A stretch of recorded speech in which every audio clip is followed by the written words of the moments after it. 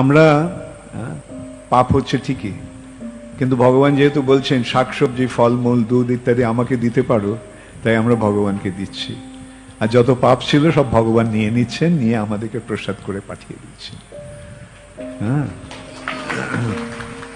আচ্ছা, দ্বিতীয় কথা হচ্ছে জীব জীবস্ব জীবনম। একটা জীব আরেকটা জীবকে আহার করে জীবন ধারণ করে। এখন দেখতে হবে যে জীবের চেতনাটা কোন স্তরে আছে। তুমি যে বলছো একটা শাকসবজি, একটা শাকসবজির চেতনা আর একটা পাঠার চেতনা কি এক? একটা শাকসবজির চেতনা একটা মুরগির চেতনা কি এক?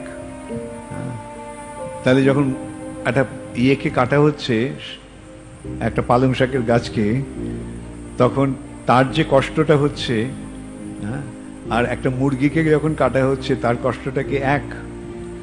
আচ্ছা, তা এখন যখন এই যে যত বেশি চেতন তত তার বেদনার অনুভূতি, আর সেই মৃত্যুর সময় তার বেদনাটা তার সারা শরীরে ছড়িয়ে পড়ে। এই যে কষ্টটা, আর সেই শরীর, সেই মাংসটা যখন খাওয়া হচ্ছে, তখন সেই পশুটা মৃত্যুর সময় যে বেদনাটা পেয়েছিল, ব্যথাটা অনুভব করেছিল, সেই ব্যথাটা ওকে গ্রহণ করতে হচ্ছে। তার ফলে সে সেই বেদনার ব্যথার ভাগীদার হচ্ছে। বুঝতে পারলে?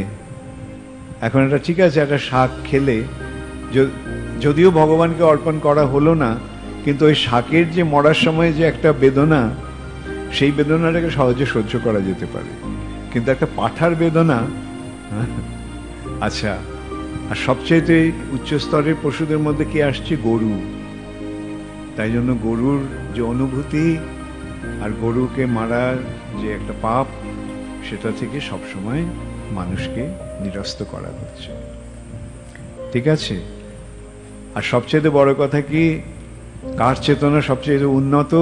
মানুষের। তাই জন্য কেউ কি বলে মানুষের মাংস খাও? যারা মাংসাশী তারা কি বড় জোর ওই মুরগির মাংস, পাঠার মাংস, ছাগলের মাংস, না ছাগল তো খায় না, অথবা এই ধরনের খেতে খায় তারা, কিন্তু এগুলো না খাওয়াই ভালো।